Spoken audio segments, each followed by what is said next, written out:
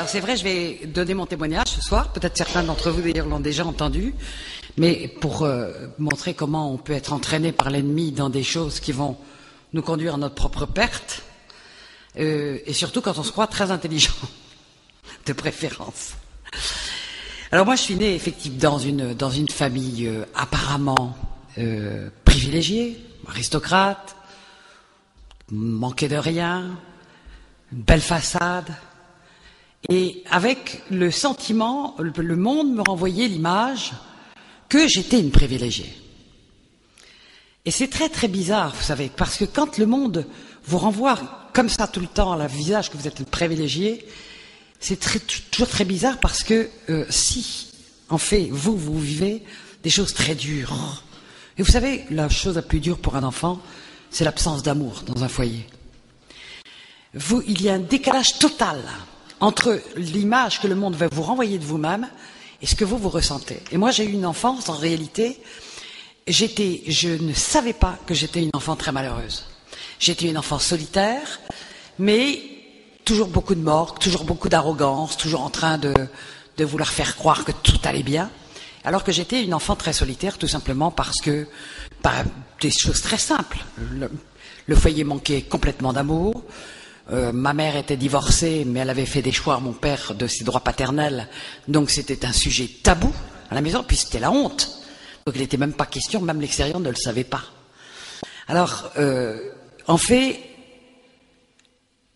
j'étais quelqu'un de blessé, et il y a une chose que j'ignorais, mais que je n'ai appris qu'à l'âge de 50 ans, par le Seigneur, j'ai commencé à haïr ma mère à partir du moment où elle a mis mon père dehors, c'est-à-dire à partir de l'âge de 18 mois.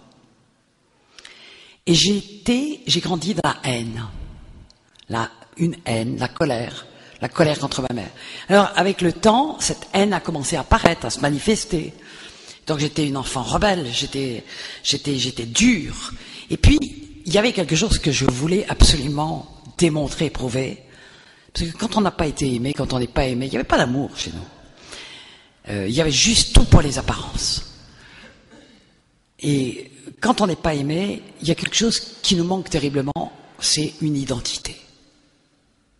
On ne sait pas très bien qui on est. J'avais un nom, mais je ne savais pas qui j'étais. Et je voulais démontrer que j'avais de la valeur. Quand on n'est pas aimé, on a l'impression qu'on n'a pas de valeur. Et moi, je voulais démontrer que j'avais de la valeur. Il y avait en moi quelque chose qui me poussait à hurler que j'avais de la valeur, que je valais le coup. Alors, la bonne nouvelle, c'est qu'on a tous une énorme valeur. Mais ça, il n'y a qu'en Christ qu'on le sait. Alors, j'ai essayé de le proclamer, d'abord par la rébellion. Ensuite, j'ai décidé de réussir ma vie. Et de la réussir dans tous ses aspects. Alors, je voulais la réussir sur le plan social, sur le plan professionnel. À l'époque, les femmes ne travaillaient pas trop, mais moi, je voulais réussir sur le plan professionnel. Je voulais réussir comme artiste. Je voulais réussir dans tous les domaines. Alors, j'ai commencé à foncer. Je faisais jusqu'à 3 boulots en même temps. Je faisais mes études dans la journée. Le soir, je faisais un premier travail. À partir de 11h du soir, je faisais un deuxième travail. J'étais une acharnée. Alors, j'ai pu faire des études. J'ai commencé à réussir dans la chanson. J'ai commencé à être artiste aussi, portraitiste. Et puis, en même temps, j'ai commencé à réussir dans le journalisme. Et puis, en même temps, j'ai commencé à réussir socialement. Je me suis marié très jeune, avec un baron, député, chef d'entreprise, grosse fortune, grand nom. Bah oui, il fallait me grimper. Moi, j'étais né comtesse, donc il fallait grimper. Hein. Alors, j'ai épousé un baron. Bon, c'était moins bien. Alors, j'ai quand même continué après parce que ça n'a pas duré très longtemps. Mon mariage, c'est-à-dire que 8 jours après, c'était déjà une catastrophe parce qu'il y avait eu des quiproquos pas possibles. Dans notre mariage, bon, moi, je croyais... j'étais très amoureuse, mais enfin j'avais épousé un homme de 21 ans de plus que moi, alors quelque part j'avais épousé un père, celui que j'avais pas eu, et lui, il voulait absolument rajeunir par moi, ça fonctionnait pas. Enfin bref, c'était des malentendus épouvantables, et puis des malédictions qui sont arrivées, des morts d'enfants, des choses comme ça. À l'époque, j'ignorais tout des origines des malédictions. Vous savez, il y a rien qui arrive par hasard, rien. J'ignorais qu'il y avait tout un arrière-plan dans ma famille, il y avait une branche qui venait de l'Angleterre, où il y avait eu des exterminations totales de la famille parce qu'il y avait eu de l'occultisme à très haut niveau. Dans la branche française, j'ignorais qu'il y avait des descendances de francs-maçons, qu'il y avait eu des esclavagistes, des gens qui faisaient du trafic d'esclaves, que tout ça avait jeté des malédictions, et ça je l'ai ignoré jusqu'à l'âge de 55 ans, pratiquement. Il a fallu que le Saint-Esprit me le révèle. Vous savez, les histoires familiales, surtout dans les lignées d'aristocrates, il y a une belle histoire bien connue, et puis l'histoire cachée, personne ne la connaît. Mais là où il y a des malédictions, il y a des causes. Mais j'en ignorais les causes. Alors, en fait, mon mariage n'a pas tenu. Après, je me suis fiancé avec un duc. C'était mieux. Mon mari avait un château, lui, il en avait 2. C'était mieux. Ça n'a pas tenu très longtemps non plus. Puis j'ai rencontré un petit-fils de l'Agacan. Alors, à l'époque, c'était la famille royale d'Iran. Alors, lui, c'était pas du tout un hasard que je le rencontre, parce que on est tombés très amoureux, on a commencé à vivre ensemble.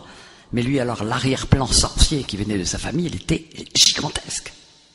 Et c'est là que j'ai sombré dans l'occultisme. C'est à cette période-là. Toujours en ignorant à quoi je touchais. J'y reviendrai sur l'occultisme tout à l'heure. Et puis donc, lui, on a vécu cas un cas pendant 5 ans, comme ça, ensemble. Bon, il faisait 3 mois qu'on vivait ensemble. Il est revenu un week-end en disant, écoute, je suis allé en épouser une autre, mais c'est pour des questions d'argent, t'inquiète pas. C'est pas grave, je t'aime toujours.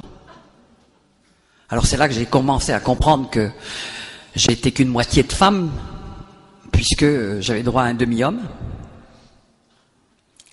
Alors ça a tenu qu'à un cas pendant 5 ans. Au bout de 5 ans, bon, on a divorcé. Bon, là, j'ai rencontré un prince. On s'est fiancés. Ah, vrai, hein? Alors lui, il était complètement désargenté. C'était un immigré, un prince immigré. Complètement. Là encore, ça a capoté. Puis chaque fois, après j'ai arrêté parce que tous les rois étaient pris, hein.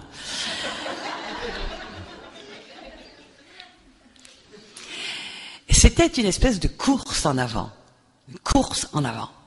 Il fallait toujours que je monte un escalier. Mais le problème, c'est que derrière, je me cassais la figure et c'était des grosses douleurs. C'était des trahisons, c'était des désillusions. Et après, ma vie affective a commencé à être totalement erratique. Parce que j'avais une soif terrible d'être aimé, d'aimer. Chaque fois, je tombais, j'étais trahi. Je ne savais pas que l'amour ne se trouve qu'en Dieu. Le véritable amour ne se trouve qu'en Dieu. Alors je le cherchais désespérément dans les hommes. Et chaque fois, j'étais déçu. Et chaque fois, je me ramassais en miettes. Et j'ai vraiment sombré dans tout, petit à petit. En parallèle, je voulais réussir ma vie professionnelle, je l'ai dit. Ma vie artistique, alors c'est pareil, j'avais commencé très très bien, on entendait que moi la radio, les trucs, même la télévision, je faisais des disques, etc.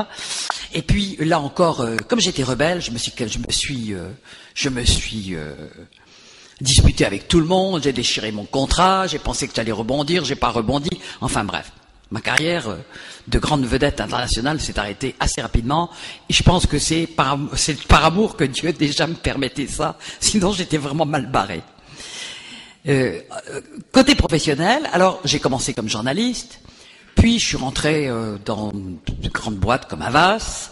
J'ai commencé à y faire mon trou parce que j'avais toujours cette espèce de volonté de travail, de réussir, de prouver aux autres que j'avais de la valeur, de prouver surtout à moi-même que j'avais de la valeur. Et puis quand on bosse, on y arrive. Et petit à petit, j'ai grimpé les échelons. Je suis arrivé à des stades de responsabilité très importants. Puis j'ai été coopté par des ministères. Je me suis retrouvé avec, par un moment donné dans ma vie, j'avais vraiment ce que j'appelle le pouvoir. Comme j'avais des missions précises à remplir, j'avais le pouvoir.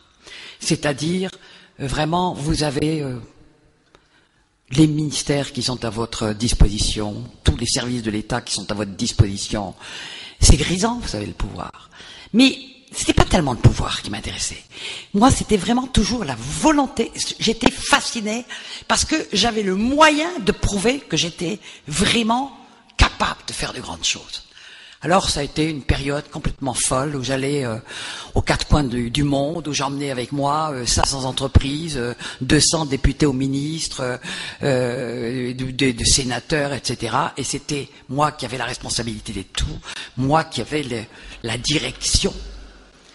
Et j'allais au Japon, j'allais aux États-Unis, je faisais des tas de trucs comme ça. Il y avait une espèce d'ivresse. Alors le seul problème, c'est que dans le monde politique, on se sert de vous. Puis quand on n'a plus besoin de vous, on vous jette. Et vous savez, moi j'ai bien compris pourquoi dans la Bible le monde est très bien symbolisé par l'Égypte. Parce que l'Égypte, il y a des pyramides. Alors, ce que le caractéristique d'une pyramide, et tout le système du monde sous la puissance du malin est finalement fait à l'image de l'Égypte. Une pyramide, il y a beaucoup de place en bas, et puis vous grimpez moyen de place. Et le monde entier, il est fait comme ça. C'est-à-dire que tout le monde veut grimper, grimper, grimper, mais plus on grimpe, moins il y a de place. Et le problème, c'est que quand on arrive en haut, il n'y a plus qu'une chose à dire, c'est poussez pas. Et le problème, c'est qu'il y a toujours quelqu'un qui pousse. Et c'est beaucoup plus vite fait de redescendre que de remonter. Et moi, j'ai vraiment vécu, c'est ça, des montagnes russes sur le plan professionnel. Un jour, j'étais quelqu'un, j'avais une carte de visite à rallonge, j'avais du pouvoir, on me respectait, on m'entendait à la radio, on me voyait à la télévision, on parlait de moi dans les journaux. Et tout d'un coup, j'avais vraiment l'impression que j'étais enfin reconnu. Et puis, du jour au lendemain, je disparaissais de la scène, je n'étais plus rien, plus personne me recevait. Et j'ai vécu ça plusieurs années d'affilée. Mais passer du plus haut au plus bas. Et à la fin, on est totalement disloqué. On ne sait plus qui on est. On ne sait plus qui on est. Et je sais, maintenant, bien sûr, que c'était complètement lié à ce que je faisais en parallèle. C'est-à-dire que j'allais tout le temps d'échec en échec, parce que, en parallèle, j'étais tombé dans l'occultisme. Ça avait commencé très tôt. Très tôt, j'avais été élevé dans les églises catholiques. J'avais claqué les portes de cette église parce que j'y trouvais rien. Ça m'intéressait pas. Pour moi, c'était surtout que j'avais vécu des choses difficiles dedans. J'avais été dans des pensionnats catholiques, ça avait été difficile. Et donc, pour moi, la chrétienté, c'était ça. Et je voulais même plus en entendre parler. Donc j'avais claqué la porte de mon église à l'âge de 15 ans. Et je m'étais juré que j'y remettrais les pieds. Jamais les pieds. J'ai d'ailleurs tellement bien fait que j'ai trouvé le moyen. Et entre les baptêmes, les enterrements et les mariages, c'est quand même un record absolu. Et je mérite vraiment de rentrer dans le livre Guinness des records pour la France. Je suis arrivé à ne pas rentrer dans une église pendant 35 ans. Alors je faisais un travail d'esquive assez remarquable. Je ne supportais même pas le nom de chrétienté. Et j'avais décidé, assez jeune, parce que j'étais très orgueilleuse, que forcément, pour des gens qui avaient ma culture, qui avaient mon intelligence, qui avaient ceci, qui avaient cela, etc., les vérités qu'on donnait pour les gens, qui étaient beaucoup moins cultivés que moi, qui n'étaient pas du même milieu que moi, c'était bon pour les petits peuples, mais alors moi, hein. Et donc, j'avais décidé de chercher mes propres vérités. Donc, j'étais intéressé par tout ce qui était, entre guillemets, spirituel. Spiritualité. Donc, très tôt, j'ai avalé une littérature absolument invraisemblable. J'allais chercher les livres partout, sur tout ce qui était l'ésotérisme, tout ce qui était les choses étranges, tout ce qui était les choses. Et puis, petit à petit, j'ai été attiré par les livres occultes. Et puis un jour, je suis tombé dedans. Vous savez, quand on tend la perche à Satan, il sait bien nous y attirer. Surtout que j'avais un arrière-plan occulte qui me venait de ma famille que j'ignorais. Donc il y avait des droits. Un jour, ça s'est passé d'une manière extrêmement simple. Hein. J'avais chez moi une amie qui était venue et elle n'arrêtait pas de me tanner en me disant « Je suis médium, je sais lire l'avenir. » Moi, j'y croyais pas du tout.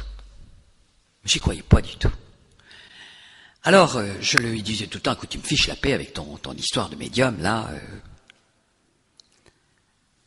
Mais elle me tannait tellement qu'un jour, pour lui faire plaisir, j'ai dit « Bon, écoute, puisque tu insistes, tu vas me tirer les cartes. » Alors, tire les cartes, et elle me dit, première chose, ouais, tu peux faire tes valises, tu vas partir dans les heures qui viennent. Je dis, tu peux refermer tes cartes parce que j'ai pas l'intention de bouger. À l'époque, je devais avoir 27 ou 28 ans, j'étais journaliste politique. Elle n'avait pas tiré ses cartes depuis quelques minutes que le téléphone sonne. Coup de téléphone d'un homme politique français dont tous les journaux parlaient, c'était l'événement politique de l'époque, qui me propose de venir faire sa campagne électorale à Nancy, c'était l'événement politique. C'était Jean-Jacques Servan-Schreiber, pour ceux qui s'en souviennent de son nom. Et tout le monde ne parlait que de ça. Tout le monde ne parlait que de ça. Et il me proposait d'être le journaliste, la journaliste attitrée de sa campagne, avec des moyens dont j'avais toujours rêvé, les photographes à disposition, enfin tout ce qu'il fallait. Quand il me propose ça, eh ben, je dis, ah bah oui, d'accord, oui, ça m'intéresse, j'y vais. Il me dit, bon, on savait d'avance que vous auriez dit oui, et on vous a déjà réservé une place dans le prochain train. Ah, je dis, pas de problème, je raccroche, je commence à faire mes valises. Je dis, valises? Mais qui m'a parlé de valises? Je reviens voir ma petite copine, et puis je lui dis, tire-moi la suite. Et elle commence à me dire plein de choses très précises. Je ne vais pas développer aujourd'hui ce qui se passe derrière, je vais le développer demain et après-demain. Pourquoi? Comment ça fonctionne? Et qu'est-ce qui se passe dans le monde spirituel derrière tout cela? Et pourquoi ça peut fonctionner? Pourquoi des guérisseurs peuvent apparemment guérir? Pourquoi des devins peuvent vous dire apparemment votre avenir? Pourquoi? Qu'est-ce qui se passe en arrière-plan? Et tout est inscrit dans la Bible. Mais simplement, il faut comprendre ce qui se passe. Et quand elle me dit toutes ces choses, je pars avec ça, et dans les 8 jours ou 10 jours qui ont suivi, tout ce qu'elle m'avait dit s'est réalisé. Et là, mon univers a basculé. Parce que j'avais déjà 27-28 ans, j'avais déjà vécu des échecs terribles, j'avais déjà le cœur en miettes, j'avais déjà eu des revers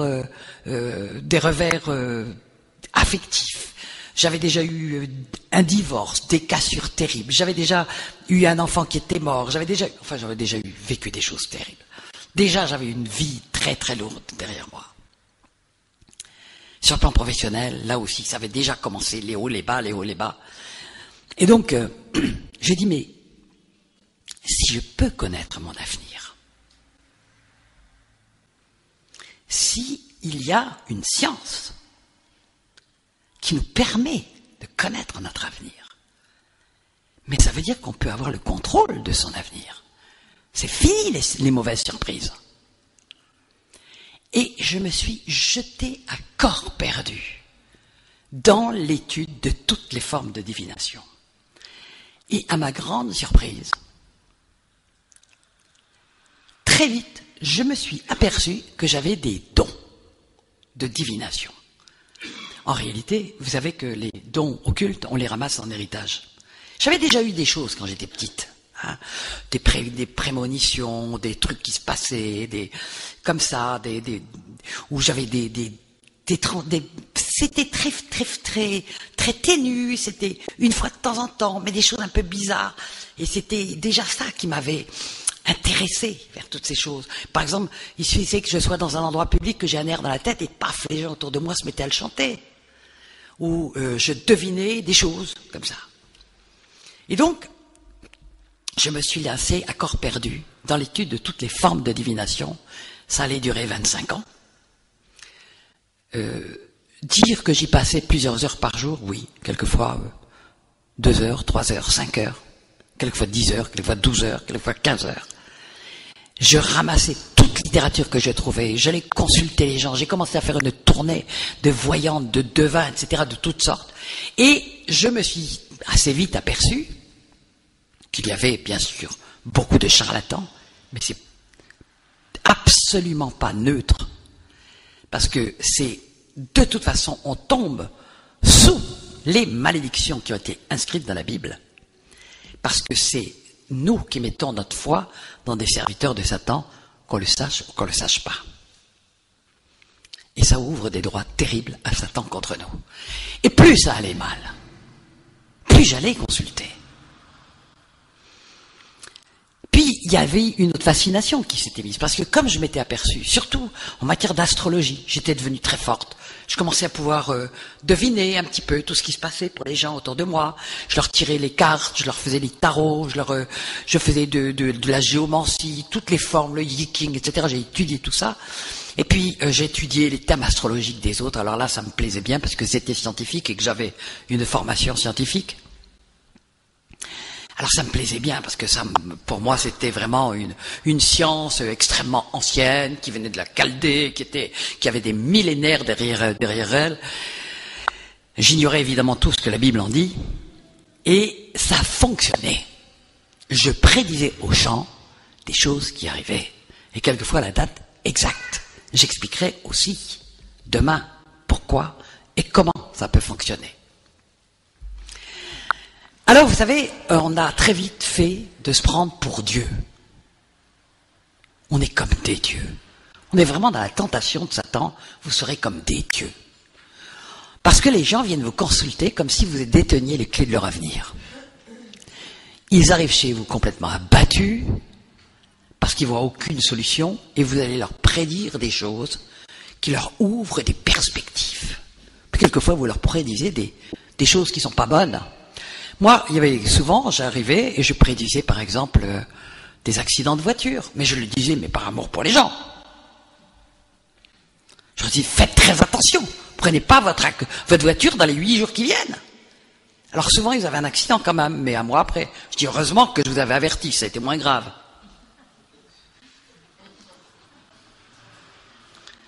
Je ne savais pas que je mettais sur les gens des malédictions. La mort et la vie sont au pouvoir de la langue, dit la parole de Dieu. Proverbe 18, 21.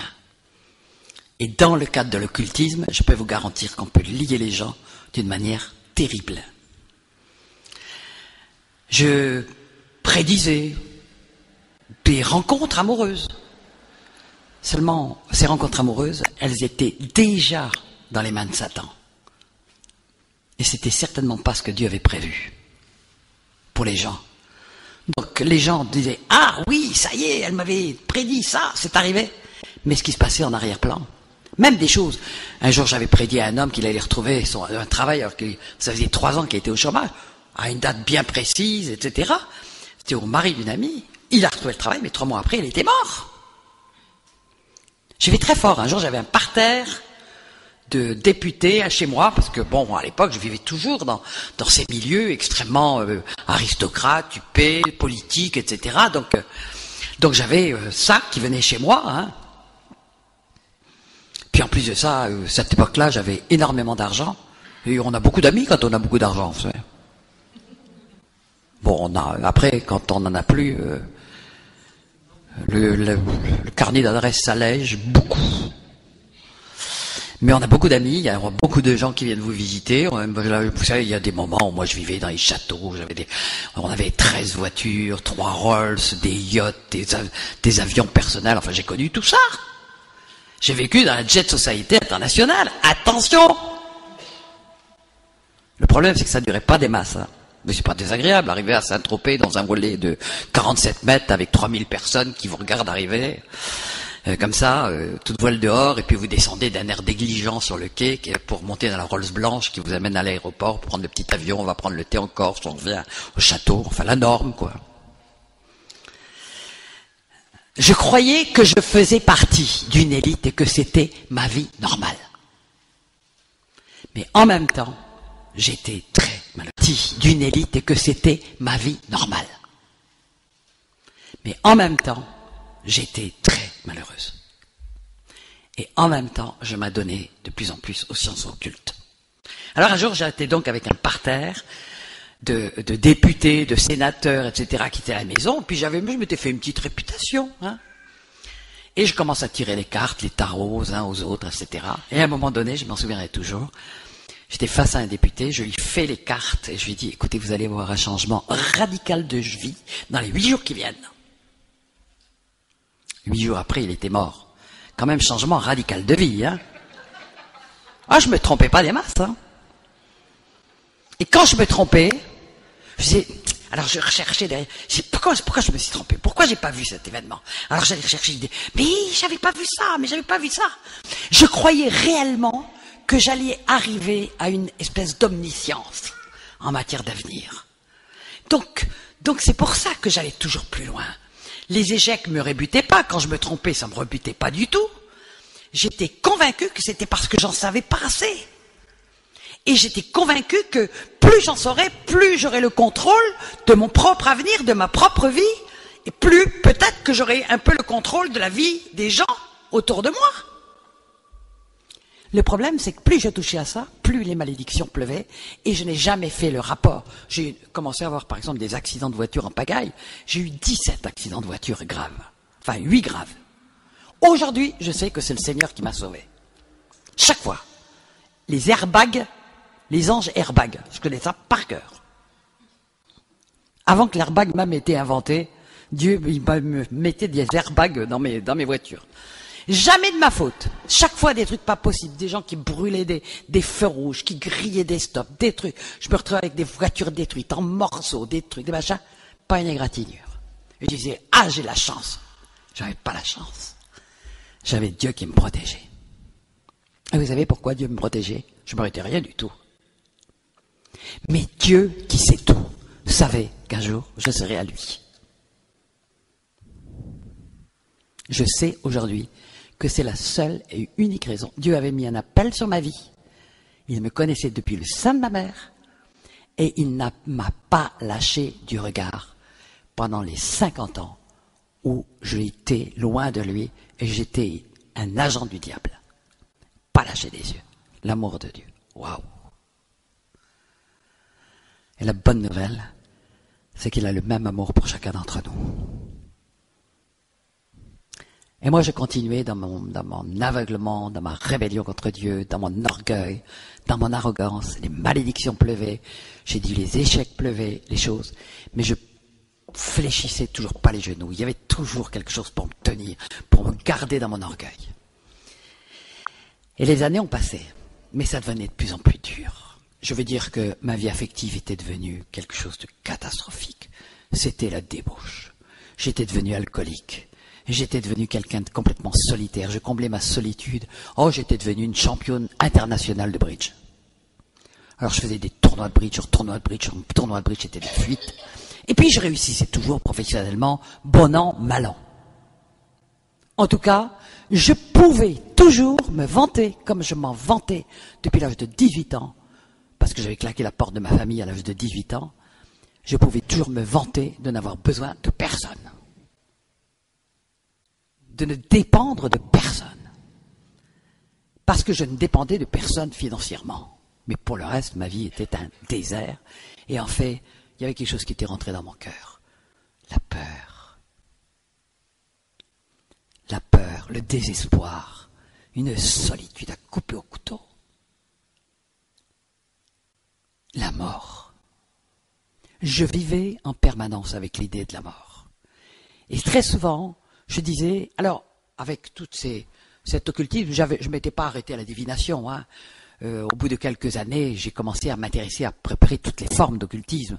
La magie, le New Age, le spiritisme, j'interrogeais les morts, j'allais après dans tous des tas d'entre, j'avais commencé à repérer toutes les adresses où on faisait des séances spirites, des séances d'occultisme de toutes sortes, le yoga, le bouddhisme, les trucs, tous les machins possibles, inimaginables, les mantras. Je ne vais pas vous donner toute la liste, mais j'ai pratiquement touché à tout. Et pas seulement touché. J'ai plongé. Mais il y avait quelque chose qui m'accompagnait tout le temps. Alors je croyais à la réincarnation. Forcément. Force de toucher à toutes les doctrines orientales, ça, sympa. C'est pas grave, j'ai raté cette vie, on efface tout, on recommence. Dans la prochaine. C'est pas mal, hein? C'est pas mal, hein? Satan, il n'est pas malin pour rien. On l'appelle pas le malin pour rien. Hein? Tout ce qu'il nous propose, c'est toujours des choses bien séduisantes et c'est toujours pour nous éloigner du salut. C'est pas grave. Après la vie, il y a le purgatoire. Tu auras le temps de purger. C'est pas grave. Après la vie, tu passes, tu recommences. Tu revis encore une fois. Tu seras peut-être un scarabée ou un corbeau. C'est pas grave. Tu te rattraperas. Non, il n'est donné à l'homme de mourir qu'une seule fois. Après quoi vient le jugement. Satan, il est bien malin pour nous éloigner toujours de l'urgence du salut. Car il n'y a que Dieu qui sait de quoi demain sera fait. Nous, on ne le sait pas. Moi, la forte, pleine de divination, je croyais savoir de quoi demain serait fait pour les autres, mais mon propre demain, j'en savais rien du tout. Je vivais dans la peur, et j'étais tout le temps en train de me dire, de toute façon, si un jour j'arrive dans une impasse, et qu'il n'y a plus de solution, c'est pas grave, je me tue. J'ai fait plusieurs tentatives de suicide. Là encore, il y a eu la main de Dieu, et c'est que maintenant que je le sais. Il y a une fois, je suis resté dans le coma pendant presque 24 heures, et c'était des gens qui ont eu l'intuition, bonjour l'intuition, hein, ça c'est encore quand Dieu veut pas signer, qu'il se passait quelque chose peut-être pour moi, et qui ont défoncé ma porte, et qui m'ont arraché à la dernière extrémité, au moment où j'allais mourir. Mon Dieu veillait sur moi.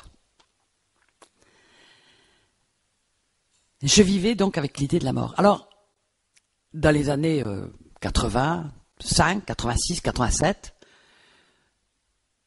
j'en avais par-dessus la tête de voyager dans le monde entier, d'être tout le temps par les routes, par Montparvaux, pour mes boulots successifs que j'avais eus. C'est vrai que j'avais énormément voyagé, et je commençais, j'ai dit, tiens, je vais me créer une entreprise, bien sédentaire, on bouge plus. J'ai créé une entreprise. Et elle a fonctionné. Elle a commencé à fonctionner. C'est une entreprise de relations publiques. Elle a commencé à fonctionner, pas d'une manière brillante, mais elle fonctionnait suffisamment pour que j'ai encore une illusion d'être quelqu'un. De donner du travail à d'autres, d'être autosuffisante, de n'avoir à dépendre de personne. Et donc cette entreprise a fonctionné comme ça quelques années. Et puis, un jour, Dieu a décidé que ça suffisait. Et en 1990-91, première guerre du Golfe, j'ai été, à cause de la guerre du Golfe et d'une voyante, totalement ruiné. Quand je parle de ruiné, je me suis retrouvé avec des dettes par-dessus la tête. C'est très simple. Cette voyante me disait tout ce qui allait m'arriver. Elle m'a décrivé les gens que j'allais rencontrer. Et je dirigeais mon entreprise avec elle. Alors quand elle m'a dit, vous allez vous associer avec un grand groupe, j'ai rencontré les gens, je me suis associé avec un grand groupe, elle m'a dit, vous allez faire fortune, vous allez faire truc. Puis elle m'a simplement dit, la guerre du Golfe n'aura pas lieu. Vous savez, un bon menteur, c'est celui qui vous dit 90 choses vraies, et là, une chose, derrière il y a Satan. Et la chose qui va vous faire plonger, le mensonge qui va vous faire plonger.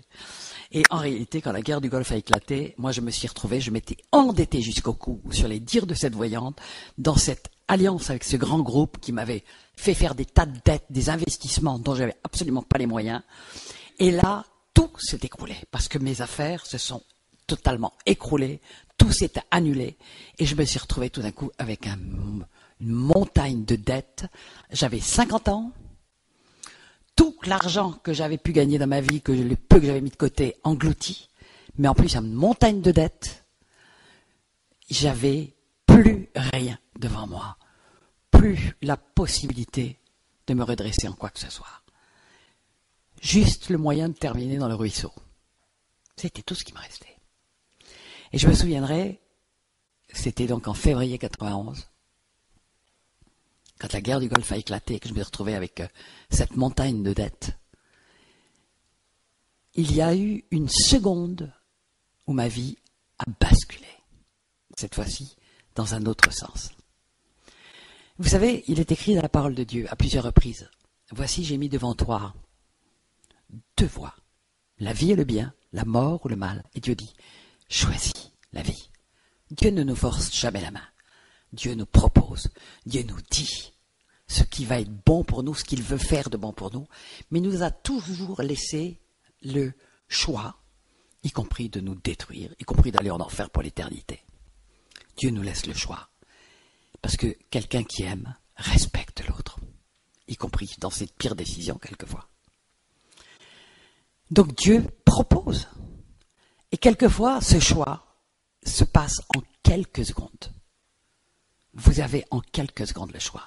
Et moi, cela s'est passé. Et je me souviendrai toujours, c'était un j'étais en train de regarder la télévision, mon cœur était lourd, j'étais une femme cassée, je vivais dans la peur depuis des mois parce que j'étais harcelé par les créanciers. Et là, je peux vous dire que quand vous êtes harcelé par les créanciers, vous n'avez plus un seul ami. Hein. Il vaut mieux avoir le choléra que le choléra financier.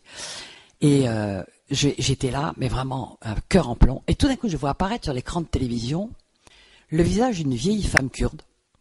Vous savez, pour ceux qui s'en souviennent, parce que là, on vient d'avoir une autre guerre d'Irak bien proche, mais pour ceux qui s'en souviennent, quand il y avait eu cette guerre, Saddam Hussein avait poursuivi les Kurdes dans les montagnes, il y avait eu un massacre épouvantable, et on recevait des visions de ces massacres, de ces Kurdes qui étaient massacrés.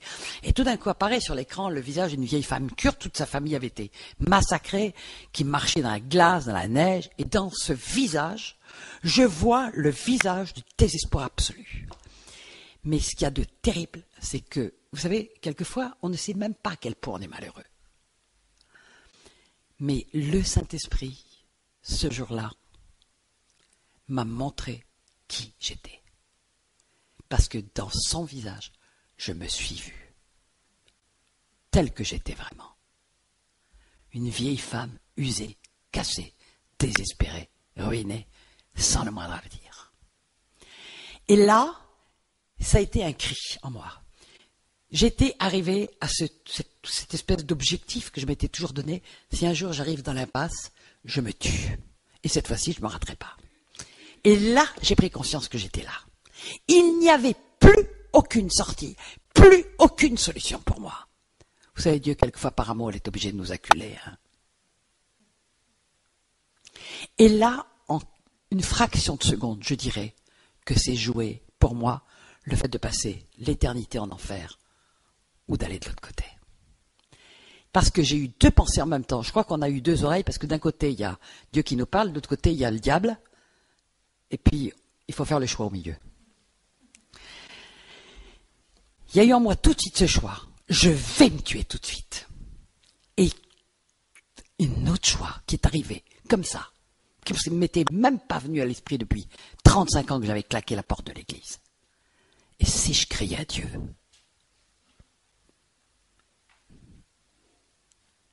Et vous savez ce qui m'est arrivé? Je suis tombé à genoux et j'ai commencé à crier à Dieu. Mais j'ai crié d'une drôle de façon à Dieu. Ça a duré 3 jours. Pendant 3 jours, j'ai dit à Dieu ma colère. Et je me suis aperçu que c'était contre Dieu que j'étais en colère. Est-ce que vous savez que chaque fois qu'on est en colère contre les événements, contre les parents, contre le monde, contre le gouvernement, que c'est contre Dieu en réalité qu'on est en colère? Parce que tout le monde sait que Dieu existe. Dieu y a veillé. L'arrière-pensée, c'est mais qu'est-ce que fait Dieu? Pourquoi il n'intervient pas? Pourquoi il n'agit pas? Pourquoi il laisse faire ça? Pourquoi il permet ça? C'est ça, les questions qui sont tout le temps dans le cœur des païens. Mais si Dieu existait, il ne permettrait pas ça. Parce qu'ils ne connaissent pas la parole de Dieu. Ils n'ont pas compris comment Dieu veut nous conduire dans sa paix et comment nous sommes rebelles. Nous voudrions toujours que Dieu intervienne quand ça va pas, mais quand ça va bien, on veut surtout qu'il nous foute la paix. Laisse-moi tranquille. Je veux faire ce qui me plaît. Même les chrétiens souvent réagissent comme ça. Mais c'est pas ça que Dieu veut. Quelquefois, il est obligé de nous acculer. Et là, j'ai crié à Dieu pendant 3 jours. J'ai dit ma colère. J'ai dit, oui, comment t'as pu faire un monde pourri? Bon, j'étais convaincu. Je savais. Je me dégoûtais moi-même. Je me haïssais moi-même. Je savais que je ne pouvais pas être agréé de Dieu. Je savais que je me sentais sale. Donc quand j'ai crié à Dieu pendant 3 jours, je pouvais lui dire tout ce que je pensais de lui, c'était pas grave, j'étais sûr qu'il ne m'écoutait pas. J'étais sûr qu'il avait de moi la vision que moi j'avais de moi, de dégoût. Alors pendant 3 jours, j'ai crié ma colère contre Dieu. Comment t'as pu faire? Comment on peut raconter que t'es bon? Comment t'as pu faire ça? Mais comment on peut raconter? Mais comment t'as pu laisser un monde aussi pourri? Vous savez, les questions que les païens se posent. Ça vous arrive jamais de vous poser ces questions-là? Soyez sincères. 3 jours, ça a duré. En réalité, j'avais 50 ans de colère contre Dieu qui sortait. Et au bout de 3 jours, vous savez, j'avais des milliers de livres occultes chez moi. Des centaines, enfin, sûrement plus de 800. Au bout de 3 jours, j'ai un livre qui tombe, dans mon couloir, comme ça, je marche, taf, taf, taf, taf, il y a un livre qui tombe, qui s'ouvre.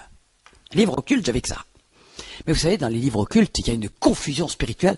L'art du diable, c'est la confusion. Donc il peut vous mélanger aussi bien de la Bible, du Coran, un peu de taoïsme, machin. Alors tout ça, vous dites ah c'est spirituel, waouh c'est bon. Il y a une grande révélation là-dedans. Et vous savez, rien n'arrête Dieu quand il veut sauver. Et ce livre, quand il s'est ouvert devant moi, il y a comme une phrase qui s'est détachée du livre, qui est venue me cogner. Ça faisait 3 jours que je disais à Dieu, mais comment t'as pu faire un monde pareil? Et la phrase qui est venue me cogner, c'était mon royaume n'est pas de ce monde. Et j'ai su que c'était Dieu qui me répondait. Et là, alors là, ça a été un choc. J'ai dit, comment? Non seulement Dieu est vivant, Dieu s'intéresse à moi, et alors que ça fait 3 jours que je l'insulte, on m'avait pas du tout présenté ce Dieu-là quand j'étais petite. Alors que ça fait 3 jours que je l'insulte, il m'aime quand même suffisamment pour me répondre. Je savais que c'était Dieu. Alors à partir de ce moment-là, je dis, mais je veux trouver ce Dieu-là. Je veux rencontrer ce Dieu qui s'intéresse à moi. Pas pour ce que j'ai fait, ni mes bonnes œuvres, mais qui s'intéresse à moi. Parce qu'il m'aime. Je ne savais pas comment on pouvait faire pour le rencontrer, moi. Alors j'ai commencé à le chercher un peu partout. Je suis retourné, alors là j'ai commencé à retourner dans plein d'églises, les protestantes, les catholiques, les orthodoxes, les russes, les arméniennes. À Paris on avait le choix, pas de problème. Je cherchais Dieu, je ne le trouvais pas. Je l'ai même cherché sur Minitel, bon à l'époque il n'y avait pas internet, heureusement pour moi. J'ai donc cherché 3615 Dieu. Fonctionnait pas. Je cherchais Dieu, je ne le trouvais pas. Je ne savais pas comment on devait le trouver. Alors, j'ai fréquenté des églises de droite et de gauche, je suis allé mettre des petits cierges de droite et de gauche pendant un certain temps. Puis Dieu ne me parlait plus. C'était fini, il m'avait parlé une fois. Silence radio. Mais je savais que Dieu m'avait parlé. Je savais qu'il était vivant. Et je voulais le rencontrer. Et pendant ce temps-là, c'était donc la fin de l'année 91, ma situation était proprement catastrophique. En septembre 91, tous les gens à qui je devais de l'argent m'ont fait un moratoire et m'ont sommé de rembourser. Alors pour moi, mon entreprise était réduite à une personne, moi, que je payais plus depuis des mois. Plus de salaire, plus rien. Donc, j'avais plus rien. Et on me donne un moratoire dans lequel je devais rembourser 100 000 francs français par mois. Alors en euros, ça fait combien? 15 000 euros. Par mois. Je possédais rien. Vous savez, il est dit dans la parole de Dieu, si l'Éternel ne bâtit la maison, ceux qui la construisent travaillent en vain. Moi, j'avais fait ça ça faisait déjà 35 ans, que je travaillais 8 heures, 10 heures, 12 heures, 15 heures par jour, j'étais pas vraiment aux 35 heures. Et tout ce que j'avais, tout le travail, évaporé. Il n'était rien resté. Château, tout ça, tout avait disparu. Rien. Je louais mon appartement, je possédais rien. Dieu y avait veillé. Et j'étais sous la malédiction inscrite dans la parole. Si on bâtit sans Dieu, Moi, je préfère la suite du verset. Il en donne autant à ses bien-aimés pendant leur sommeil. Waouh, qu'est-ce que j'aime dormir avec Dieu.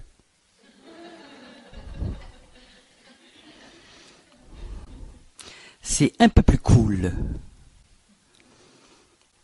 Et il pourvoit vraiment à nos besoins. Il a bâti ma maison. Amen.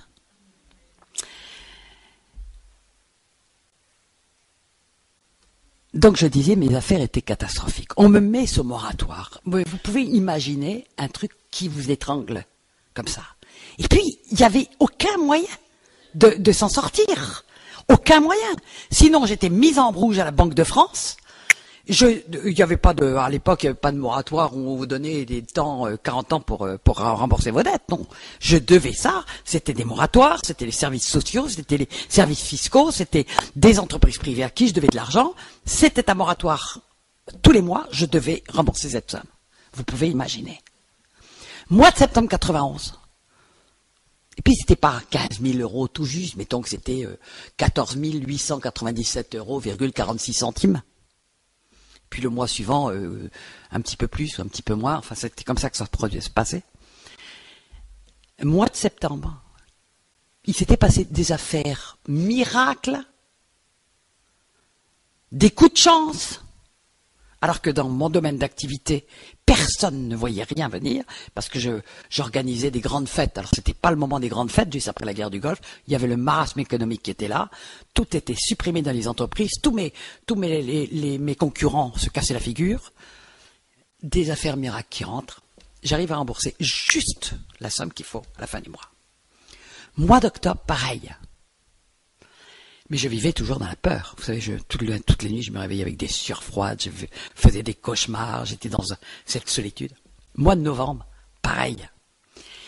Mais si je disais, mais quel coup de chance, mais ça va pas durer, ça va pas durer, ça va pas durer. Moi, j'avais connu toute ma vie des choses où chaque fois qu'il m'arrivait quelque chose de bon, pof, le lendemain, il y avait une catastrophe derrière. Et je ne savais pas qu'il est écrit dans la parole de l'Éternel.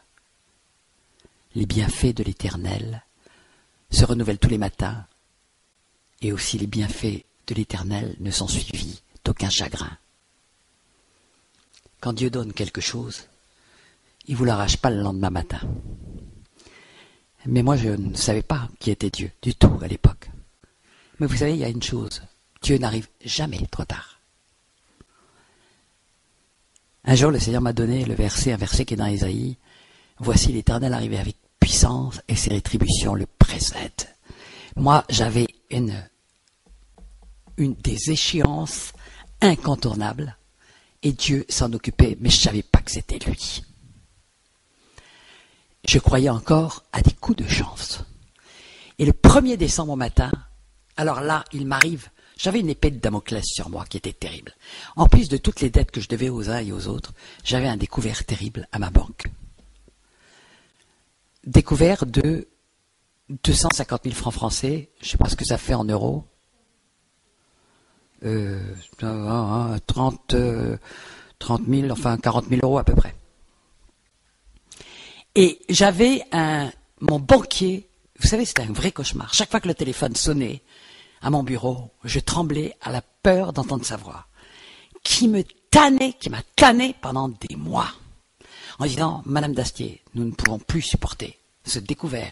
Madame Dastier, je suis tanné par ma propre direction. Nous ne pouvons pas tenir. Nous allons vous mettre en rouge à la Banque de France. Vous savez ce que c'est que d'être coursé et chaque fois d'avoir la peur. Et le 1er décembre au matin, il m'arrive sur mon bureau une lettre recommandée. Et le ciel me tombe sur la tête. C'était ma banque qui disait, nous avons trop attendu. Maintenant, nous vous donnons 4 semaines, très exactement, pour rembourser vos 250 000 francs français. Faute de quoi, nous vous inscrivons en rouge à la Banque de France. Ça voulait dire plus d'entreprise. Ça voulait dire toutes mes dettes. Ça voulait dire, à mon âge, impossible de retrouver du boulot. Ça voulait dire que j'étais fichu. Fichu. Et quand j'ai reçu cette lettre, vous savez, je suis devenu comme un zombie. C'est-à-dire que je suis devenu comme une statue de pierre devant mon bureau. J'étais à garde, j'étais là avec cette lettre devant moi. Je suis resté 7 heures d'affilée avec cette lettre devant moi, en sachant que c'était la fin. Je me souvenais bien, ça faisait des mois que Dieu m'avait parlé. Mais là, c'était fini. Je croyais que jusqu'ici, j'avais eu des coups de chance, mais là, c'était terminé. Parce qu'il fallait que je rembourse 350 000 francs français dans le même mois. On était le 1er décembre. Dans mon domaine d'activité, il ne se passait rien en décembre. Personne ne faisait la fête, parce qu'il y avait les fêtes de Noël, les machins, les trucs, etc. Donc c'est pas le moment où les entreprises faisaient leurs trucs. À 7 heures du soir, je me suis levé en sachant que je rentrais chez moi pour me tuer. En sachant que je n'avais pas d'autre solution. Je me suis dirigé vers ma voiture, je vous assure, Vous savez, on marche d'un pas mécanique la mort avec soi. Et je me dirige vers ma voiture, et sur ma voiture, je vois un petit papier blanc. De loin, je me dis, tiens, c'est bizarre parce que on n'avait pas de raison de m'être laissé, j'étais la seule voiture à voir ça. Et je m'approche et je prends ce papier, je le retourne au moment où j'arrive, de manière presque mécanique, et je vois écrit dessus, tout va bien.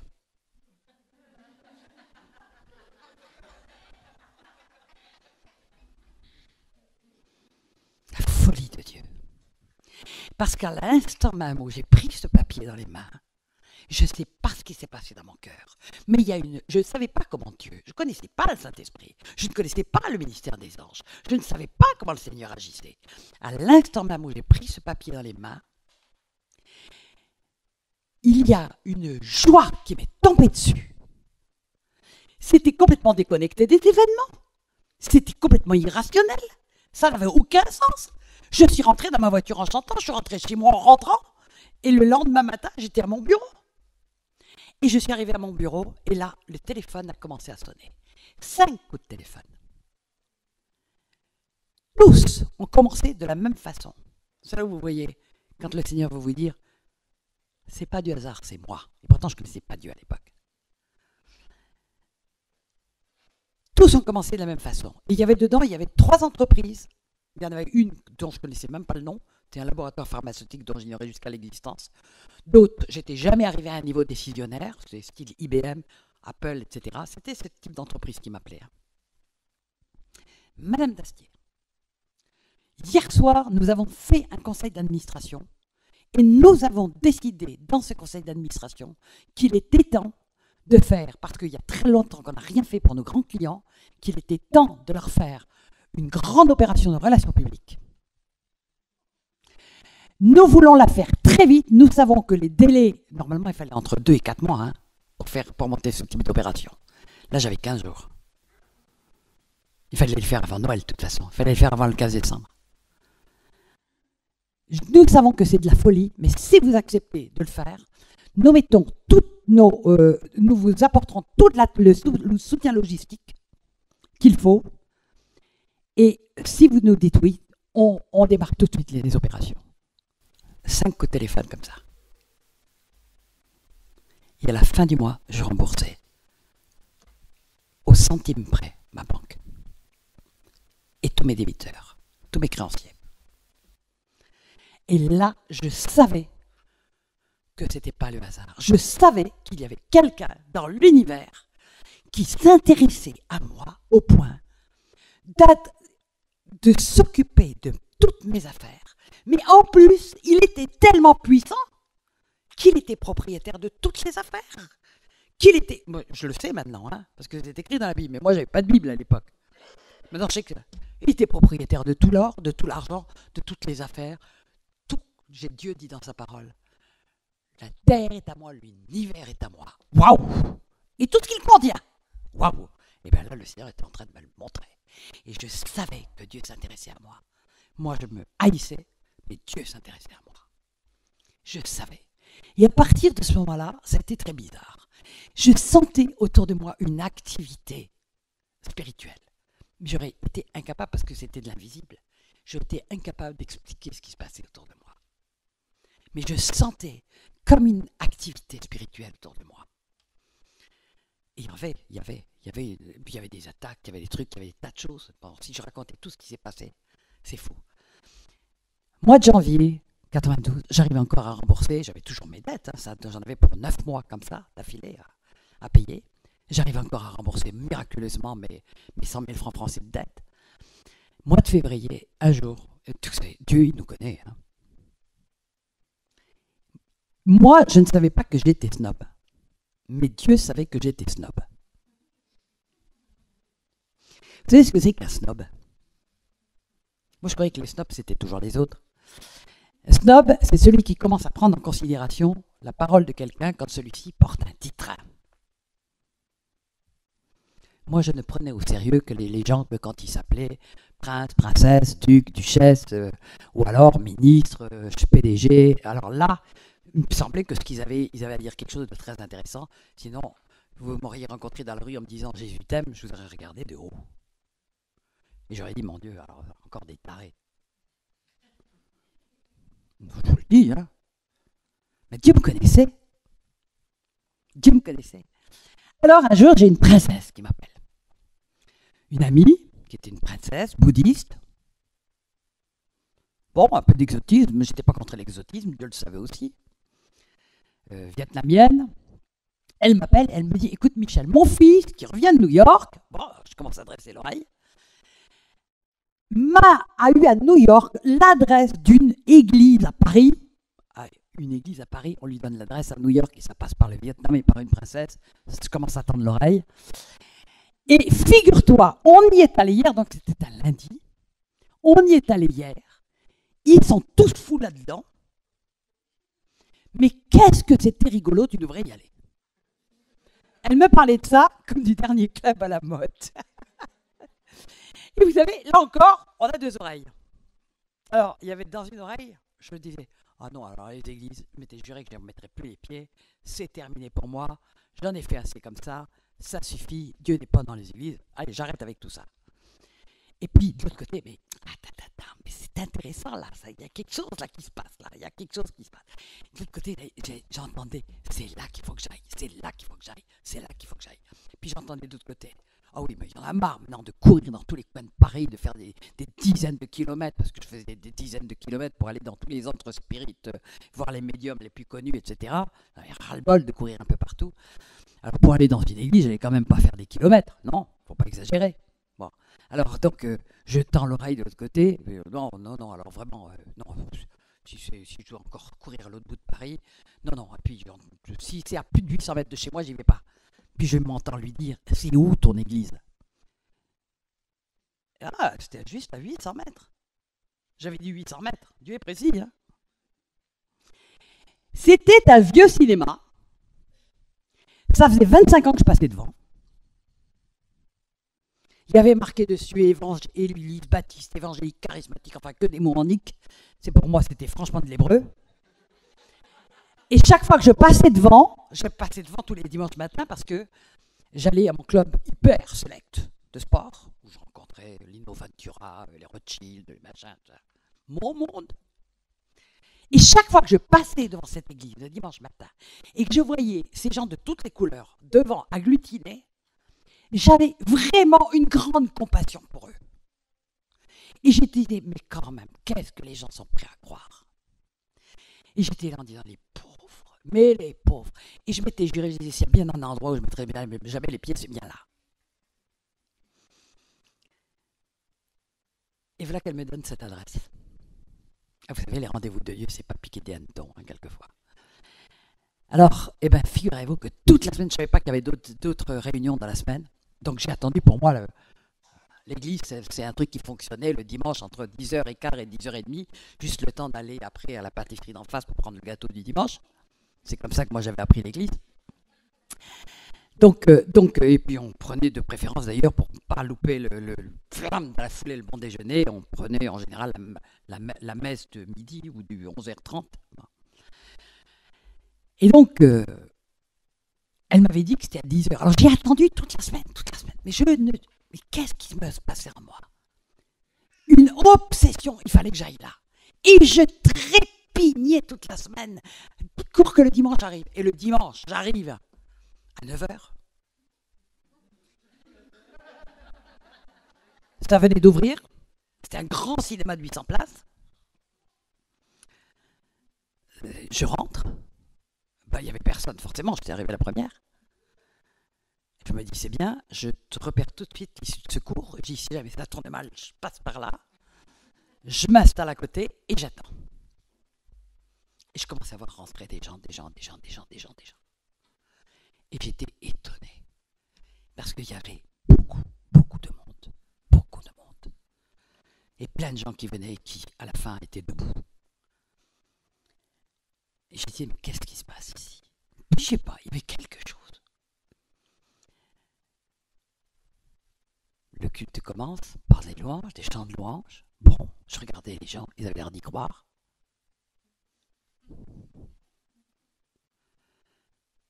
Et puis, 20 minutes se passent comme ça. Et puis au bout de 20 minutes, tout d'un coup, il s'élève dans l'assemblée. Il y avait 1200 personnes à peu près. Il y avait 800 places, mais il y avait bien 1200 personnes. Il y avait des gens partout. Il s'élève quelque chose dont je n'avais même jamais entendu parler.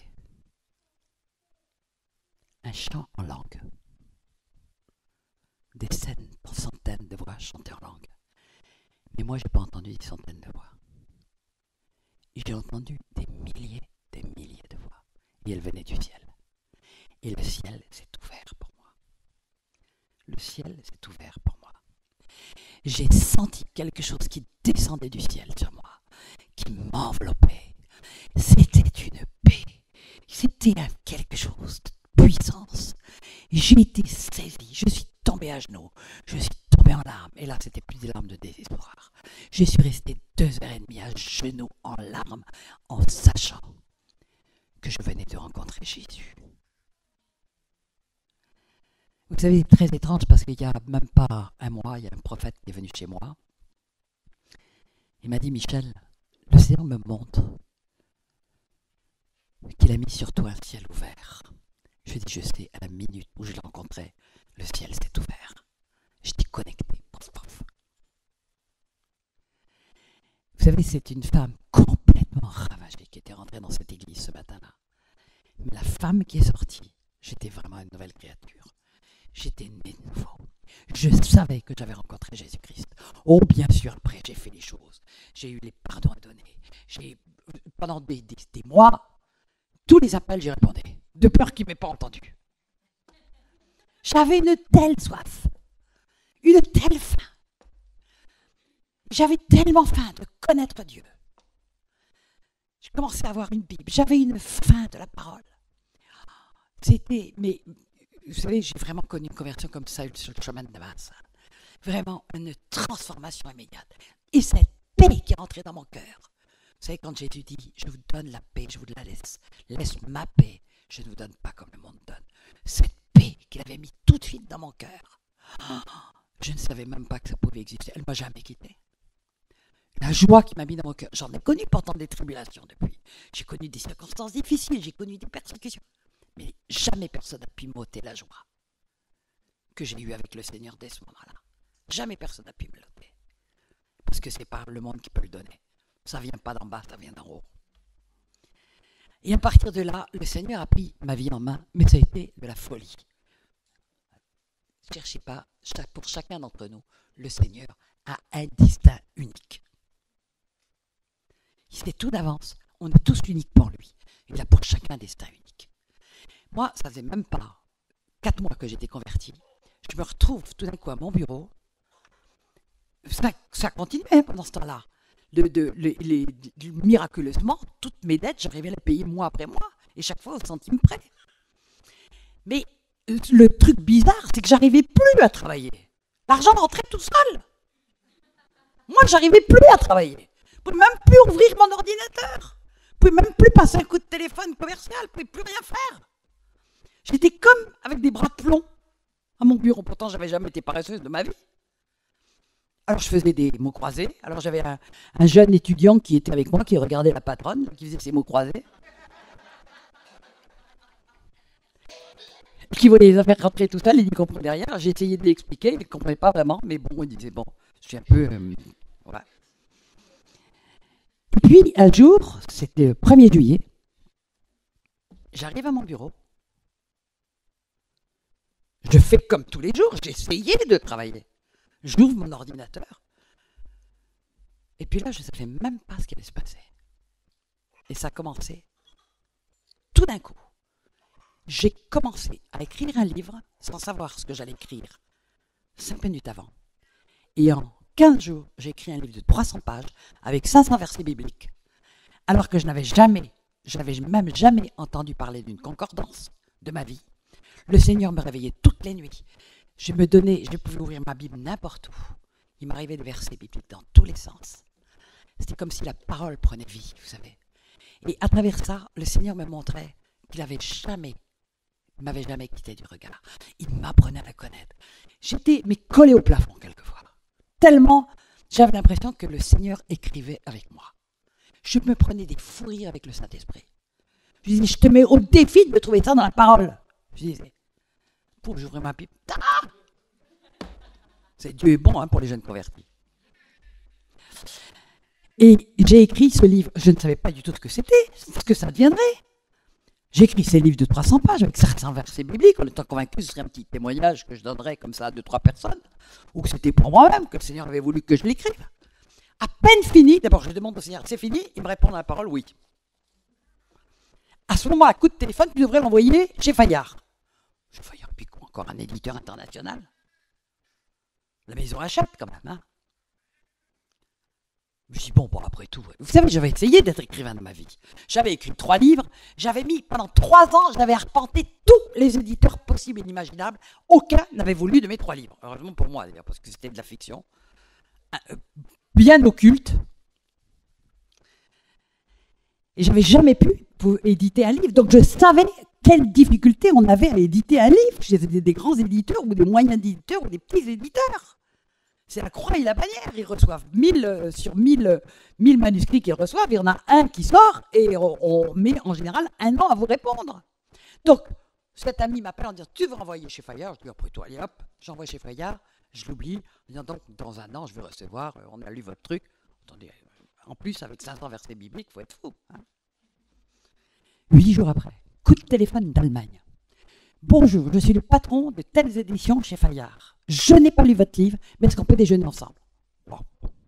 J'ai dit, tiens, celui-là, il a dû entendre parler de mon oncle qui avait été écrivain, Dastier de la Vigerie, c'était un nom quand même assez connu. Donc il a envie de voir ma bobine. Ok, on va déjeuner ensemble. J'arrive, on déjeune. À la fin du déjeuner, on m'en avait parlé de tout sauf de ça. À la fin du déjeuner, il me dit, vous savez, je n'ai pas lu votre livre, mais je l'édite. Je regarde. C'était quand même assez inédit pour un éditeur. Hein. Et je regarde et il me dit, mais je vais le lire. J'ai envie de lui dire, non, je vous en prie, surtout ne le lisez pas. Il me rappelle 8 jours après, il m'a dit, je l'ai lu et je l'édite toujours. Le livre est sorti quelques mois après. Pendant qu'il était, parce que ça prend du temps en fabrication, pendant qu'il était en fabrication, j'avais sondé les trucs, parce que j'étais dans une église importante, donc il y avait des gens dedans qui avaient des postes, à la télévision, dans des maisons d'édition. J'avais posé la question, comment est-ce qu'on fait pour passer dans des éditions comme celle de Pivot, celle de Ex Libris, etc. Écoute, tu oublies, hein, c'est une histoire entre amis. Tu oublies complètement, c'est impossible, on connaît bien, on est du métier, c'est de la partie, il n'y a que les gens très connus qui passent, ou alors il faut vraiment être bien pistonné, donc tu oublies ça. 15 jours avant que mon livre ne sorte, donc qu'il soit fabriqué, coup de téléphone à mon bureau. Bonjour Madame Dastier, je suis le collaborateur de PPDA, Patrick Poivre d'Arvor. J'ai dit, qui c'est qui me fait une blague là? Non, Madame Dastier, il s'agit de quelque chose de très sérieux. Voilà, nous faisons une émission dans 15 jours sur l'occultisme. Nous n'avons pas lu votre livre, mais forcément, il n'était pas encore sorti. Mais nous vous invitons à l'émission. Vous êtes invité par Patrick Poivre d'Arvor à l'émission. Je dis, ça, c'est encore un coup de Dieu. C'était un coup de Dieu. Je suis passé dans cette émission, beaucoup de chrétiens l'ont vu. Ils m'en ont témoigné derrière. J'ai reçu des paquets de lettres incroyables derrière. Des gens me disaient, je dormais à point fermé, j'avais pris des somnifères. J'ai été réveillé, j'ai ouvert mon poste de télévision. Et puis, vous aviez fini de parler, mais j'ai été cogné par ce que vous disiez. Non mais attendez, on est où? Vous savez, le Seigneur a fait des trucs pas possibles dans cette émission. Il y avait une onction dans cette émission de télévision. Il y avait vraiment la présence du Saint-Esprit. La publicité n'a jamais pu passer. J'ai pu prêcher de l'Évangile devant 18 millions de personnes. Ça a été l'émission qui a fait le record absolu d'écoute de toutes les émissions de télévision alors qu'elles commençaient à 11h30 du soir, de toute l'année. Le Seigneur, il avait décidé de m'envoyer comme évangéliste. Il démarrait assez fort. Vous savez, pendant que j'écrivais mon livre, un jour, un frère de mon église vient me trouver. C'est la première fois que ça m'arrivait. Il vient me dire, Michel, j'ai reçu un message de Dieu pour toi. Cette nuit, je l'ai écrit, je te le donne. Il me sort un petit bout de papier. Et je lis. Veux-tu vraiment dépendre de moi? Dépendre, c'était un mot que j'aimais pas, ça. Ça faisait 50 ans que je l'évitais, celui-là. Veux-tu vraiment dépendre de moi pour donner gloire à mon nom? Signé Jésus. Et j'ai su que cela venait de Jésus. J'ai reçu ça, mais vraiment comme un... Vous savez, Dieu nous propose toujours. On peut lui dire non, on peut lui dire oui. On lui dit oui avec tout ce que ça implique. On peut lui dire non, Dieu ne va pas nous aimer moins, mais on va passer à côté du plan de Dieu pour nous. Vous savez, il est dit en Jérémie 29, 11, « Moi, je connais les projets que j'ai formés à votre égard, projets de paix et non de malheur, afin que vous ayez un avenir et de l'espérance. » Dieu a des plans pour nous, il a des projets pour chacun de nous, mais on peut rentrer dedans, on peut passer à côté. Et il n'y a qu'un moyen de rentrer dedans, c'est de lui dire oui, quel qu'en soit le prix, quoi que tu me demandes, ça n'a aucune importance. Tu m'as demandé de mourir à moi-même, je sais que tes projets sont meilleurs que mes projets. Et quand j'ai lu ça, j'ai lu, je savais que ça venait de Dieu. J'ai dit oui Seigneur. Puis je l'ai relu, j'ai dit oui Jésus. Et puis je l'ai relu, j'ai dit oui Jésus. Et puis je l'ai relu 100 fois. Et plus je relisais, plus ces paroles s'inscrivaient, vous savez, dans mon cœur comme un rhéma. Oui Seigneur, je veux dépendre de toi, complètement de toi, pour donner gloire à ton nom. Après, j'en ai fait un tableau, et il est toujours chez moi. Et je dis toujours oui Seigneur. Alors le Seigneur a pris ma vie en main. Et alors il m'a envoyé devant la télévision. Puis il a commencé à m'envoyer comme évangéliste dans toute l'Europe. Puis il a commencé à m'envoyer comme évangéliste. Moi qui ne voulais plus du tout voyager, j'étais servi. Dans le monde entier. Et hop, le Congo, le Cameroun, la Côte d'Ivoire, le Canada, les États-Unis, les Caraïbes, l'Amérique latine. Partout. Dans tous les sens. Et là, il a commencé à me donner le plus beau cadeau qui soit. Parce que Dieu a vraiment des plans pour nous. Ce n'est pas seulement un plan de salut. Il veut que nous soyons des bâtisseurs de son royaume. Il n'y a rien. Moi, j'avais semé la malédiction toute ma vie, pendant 50 ans. Et le Seigneur, il avait effacé la dette. Il avait dit, maintenant, tu vas semer la bénédiction. Et il a commencé à m'envoyer dans le monde entier pour lui amener des milliers d'âmes. C'est pas moi qui faisais, c'est lui qui fait. Mais quelle joie d'être un outil de Dieu, un instrument de Dieu, un serviteur de Dieu.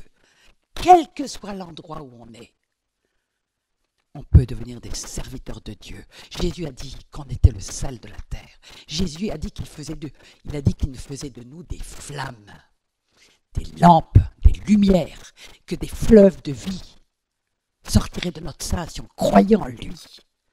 Mais vous savez, la majorité des chrétiens passent à côté parce qu'ils ne donnent qu'un tout petit peu d'eux-mêmes au Seigneur. Je veux juste mon salut. Pour le reste, fichez-moi la paix. Mais vous ne savez pas à côté de quoi vous passez. Le Seigneur, il nous veut tout entier. Il veut qu'on meure à tout ce que nous étions, à toutes nos ambitions, tous nos projets, parce que nos ambitions sont toujours au-dessous de ses ambitions. Et qu'il peut faire par nous, à travers nous, si on accepte de lui laisser faire par nous, à travers nous, ce qu'il veut. Il peut faire au-delà de tout ce que nous pouvons penser, au-delà de tout ce que nous pouvons, au-delà de tout. Et je continue à dire, oui Seigneur, je veux de plus en plus mourir à moi-même. Je veux de plus en plus que ce soit toi qui puisses agir. À travers moi, fais ce que tu veux. C'est pas grave, si tu veux m'emmener, si tu veux mourir, même si tu veux, même si tu veux que je sois persécuté, même emmené, mais ce que tu veux. Je sais de toute façon que tu ne me feras jamais faire quelque chose pour lequel tu ne me rendras pas capable. Ça, c'est mon Dieu. C'est notre Dieu. C'est Dieu. C'est Dieu. C'est ce Dieu que j'ai choisi de suivre.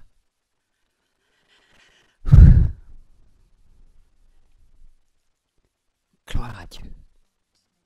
Gloire à Dieu. Je vais vous poser la question ce soir. Est-ce qu'il y en a parmi vous qui veulent donner leur vie au Seigneur? Je veux dire vraiment la donner. c'est-à-dire la mettre tout entière sur l'autel, en disant Seigneur, peu importe, on est dans la fin des temps, qu'importe mes plans personnels, qu'importe mes ambitions personnelles, qu'importe mes projets personnels. Je t'ai donné un bout de ma vie, mais je ne me suis jamais donné entièrement à toi. Être ton disciple, c'est te suivre. C'est vouloir devenir comme toi. Et comme tu as dit qu'on pouvait devenir comme toi, c'est pas par mes forces que je veux le devenir, mais c'est parce que je vais te laisser faire. Est-ce qu'il y en a ce soir qui veulent dire à Dieu ce oui-là, ce oui total? Ce oui, c'est un engagement. C'est un engagement, vous savez, Dieu est fidèle. Mais c'est un engagement, le plus important engagement qu'on puisse faire dans notre vie. Vous avez peut-être donné votre vie du bout du cœur au Seigneur. Vous êtes peut-être des chrétiens du dimanche, vous êtes peut-être un peu plus que ça. Mais est-ce que vous êtes vraiment devenus des gens qui sont prêts à mourir pour le Seigneur? À lui donner tout, à mettre tout sur le feu. Ça ne veut pas dire qu'il vous prendra tout. Ça veut dire simplement que vous décidez que tout, ce qui vous appartient, lui appartient. Votre avenir, votre famille, votre travail, votre maison. Et c'est lui qui va devenir le patron. Le vrai patron dans tous les domaines. Est-ce qu'il y en a ce soir qui sentent qu'ils doivent vraiment faire ce pas avec le Seigneur? Si c'est votre cas, levez la main. Levez la main. Vous savez, c'est un engagement important. C'est un engagement très important. C'est une alliance très puissante avec Dieu. Vous allez vous approcher, on va prier pour vous, vous allez le proclamer parce que c'est une alliance, on la confesse devant Dieu, devant les hommes, et c'est un engagement. Il vaut mieux que vous le fassiez dans 3 jours, mais que ne le faites pas à la légère, car Dieu, lui, vous prend au mot. Amen. Alors j'ai demandé à ceux qui ont levé la main et ceux qui veulent encore venir de vous avancer. On va prier pour vous.